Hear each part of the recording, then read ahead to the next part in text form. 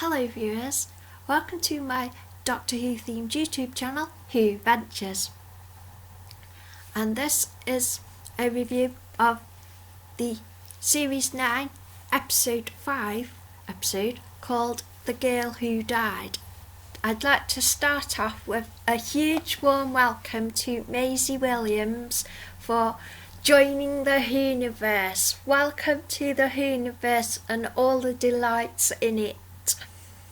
And welcome to me in the Whoniverse. Doctor Who magazine issue 479. But yeah, so welcome to a fellow Whoniversian, Maisie.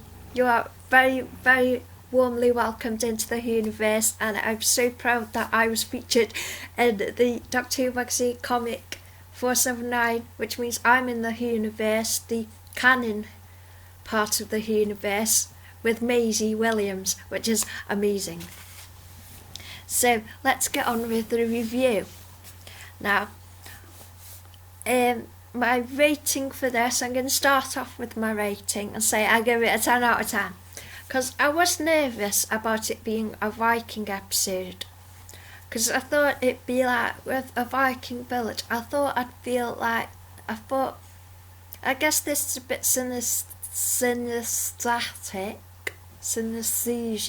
I thought it'd be cold, but it felt so warm, and it was such a warm episode that I thought it would just be cold, but it was just so warm and lovely episode. And I actually found it really hard to actually keep up with my notes because there was so much dialogue that I loved that I didn't manage to get all the dialogue down. I just loved every little element of this episode. I loved it. It was so wonderful. So the pre-credit sequence, we start off with Clara floating in space with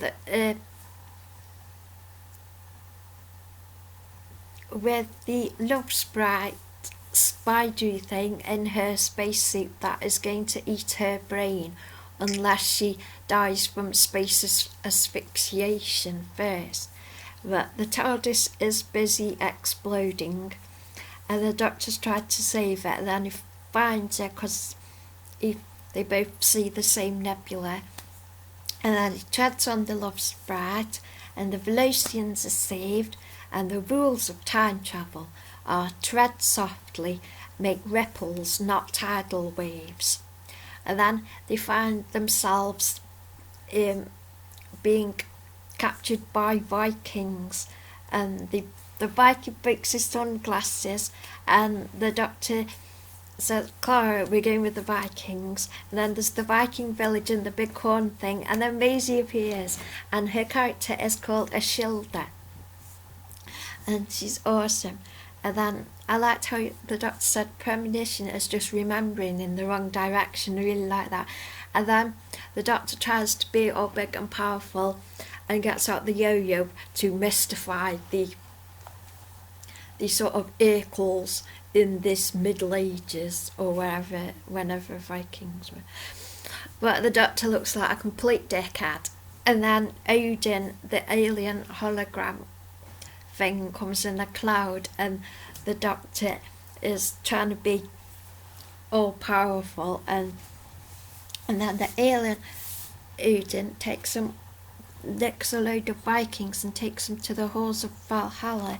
And then Clara and Maisie, after Clara's tried to get Ashilda to sort of break the chains, Clara and Ashilda get chosen and end up in the spaceship with the Vikings, and then one of the Vikings is electrocuted, and then the wall comes in, but Maisie and Clara go straight past the electrocuting nodules to try and open the other door. So either the electricity was actually had to charge up again, or because they didn't have Viking helmets on, they got past. And isn't that actually a myth that Vikings had helmets with horns on? Because I think that was on QI something, that Vikings never actually wore helmets with horns on. but obviously visually it's like a coda Viking kind of thing. And then the wolf was pushing the other Vikings into the electricity, and then there's a false Odin, and the Doctor reasoned that, well, of course, it's pretend. Gods never actually show up. I thought that was a good line. And then I didn't know what half of my notes mean because I was just so much enjoying the episode and trying to keep up with everything. And then Clara was doing a really good speech to the alien roboty big teethy guy, and he was taking adrenaline and testosterone to be warrior-y. So he mashed up Vikings to get warrior juice, which Ashilda was quite upset about. Then Clara said, "Oh, there's testosterone all across the universe. Trust me, it's unbearable." I think that was a little joke towards Gallifrey Base, possibly. And then Ashilda got all Arya and got all I don't know, I never know how to say Arya. She got all Arya feisty and said, "We will crush you," and started a war with him. And then the alien was all squelchy, but we didn't see his face yet. And then the Doctor was standing by the tree reading his 500-year diary, so that's a nice little nod to Troughton. And then the Doctor's running towards Clara, he's like, "I'm not a hugger." "Yeah, go on then." I thought that was so cute. And then it turns out the aliens are called the Maya, and the Vikings are about to be attacked by the aliens. I've also been loving the Doctor in this because Capaldi, I think it was maybe because of his costume, which wasn't really his costume, so he was basically wearing his own clothes. He looked so comfortable, just gambling around. He just looked really comfortable, and it just made me feel happy because he was so comfortable. And he said, "How many have held a sword in battle and nobody held their hands up except the Doctor and Clara?" I like that little nod towards Clara. I thought that was good. And then he translates the baby, and the baby's saying, "I am afraid, mother, come to be, you're beautiful, I will sing for you." Babies think laughing is singing. And then Clara is saying, "But humanity's not in danger, just one village." I forget what that bit was. I've forgotten all my names. And then it turned out that the baby was a girl, and for a second I thought the baby was going to be the girl who died, but it wasn't. And then he realised that the fire in the water it's Lofty's baby, and the baby goes to see the electric eels when she's crying. So that's what the fire in the water was, and the Doc realises that the fire in the water is electric eels, so they can defeat the aliens with electricity. But I don't think he realises that just yet. So, and then he gets all the Vikings. It was like Asterix, actually. It was a bit like, well, what I liked about this episode was it was a bit like, it just felt like a role-playing game. It's like, okay, you've landed in a Viking village. There's an alien suddenly appeared. And then roll the dice. "Oh, let's line up the Vikings, teach them sword fighting." Roll the dice. "No, Lofty's completely screwed it up. I know, your Viking plan has gone wrong." And that was what it felt like, and I loved it. And then so he has all these Vikings, and it's Lofty, Daphne, Noggy the Nog, CC, Top, Heidi, and he calls them all these different names, and they have to practice with fake swords because they can't be trusted with real swords. So these are sort of comedy Vikings rather than historically accurate Vikings. Well, it was awesome. And then Clara was reassuring Ashilda and saying he will have a plan. And then that's when it all went a bit wrong. That chuckles hit Lofty over the head, and then one of them fainted because he didn't like blood.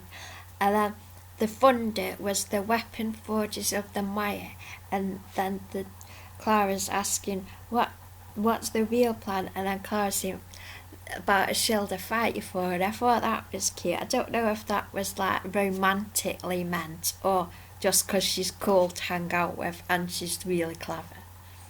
And then Clara said, "Start winning, Doctor." And then Ashilda makes puppets to reassure herself that the fighters are all going to come back.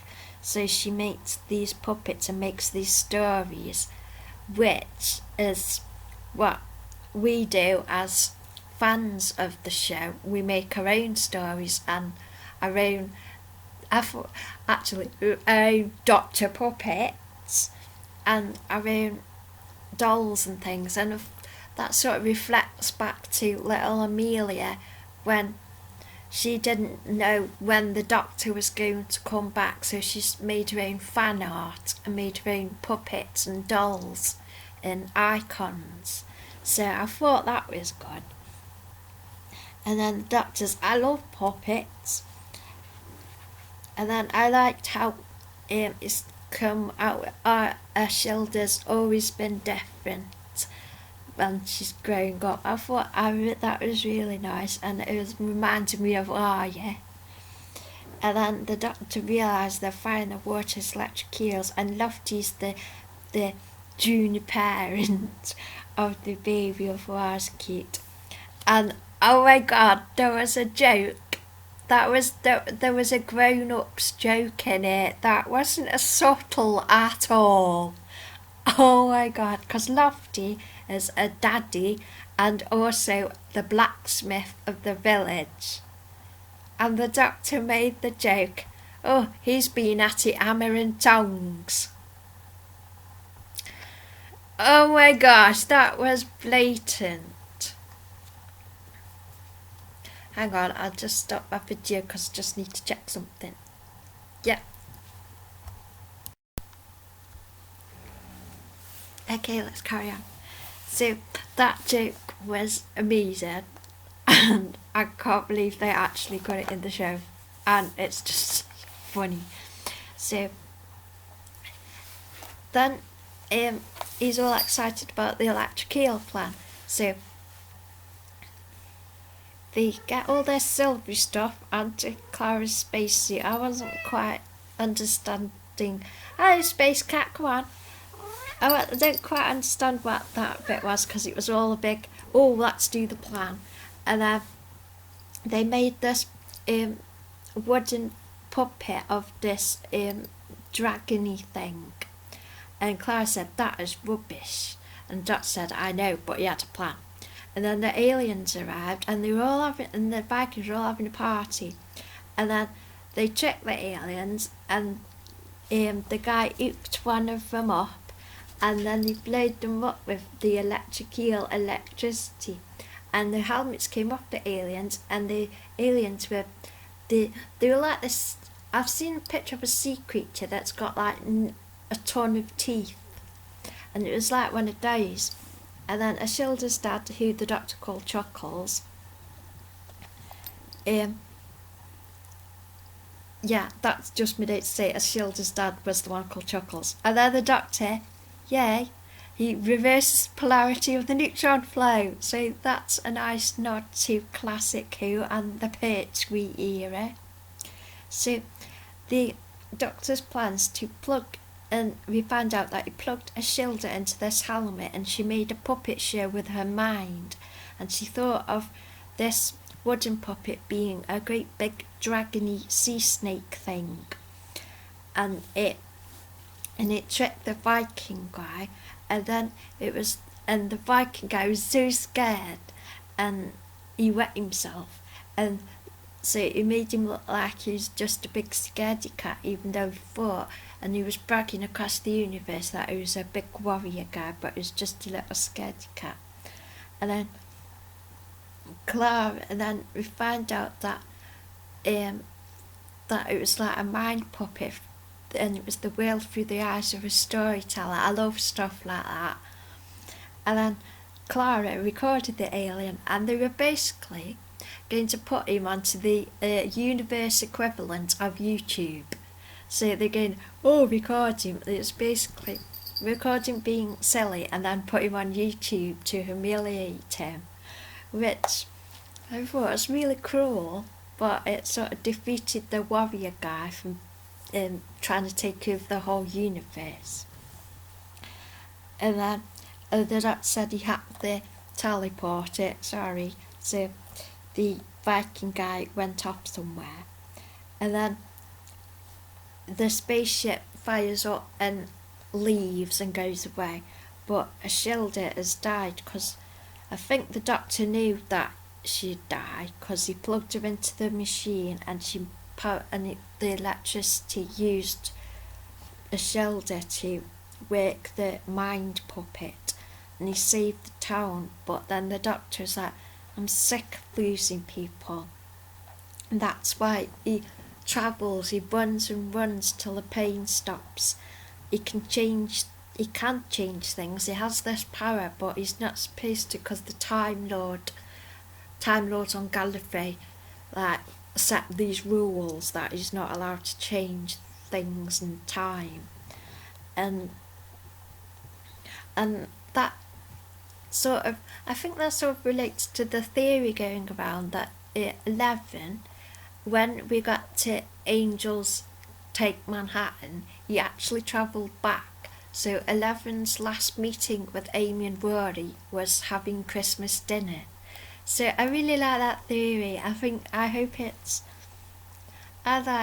invest in that theory that he ran backwards to see Amy and Rory, because it correlates to when he mentioned Rory losing his wallet in the olden days, but it hadn't actually happened for Rory yet, so I like that theory. But anyway, and it's all about how he runs until the pain stops, and then he starts remembering what his face, why he chose his face, and we see a flashback to Deep Breath when he's who found me this face bit, and then we see 10. See, that's quite a nice surprise. And Donna, he remembers Donna. We saw 10 and Donna, so I really like that.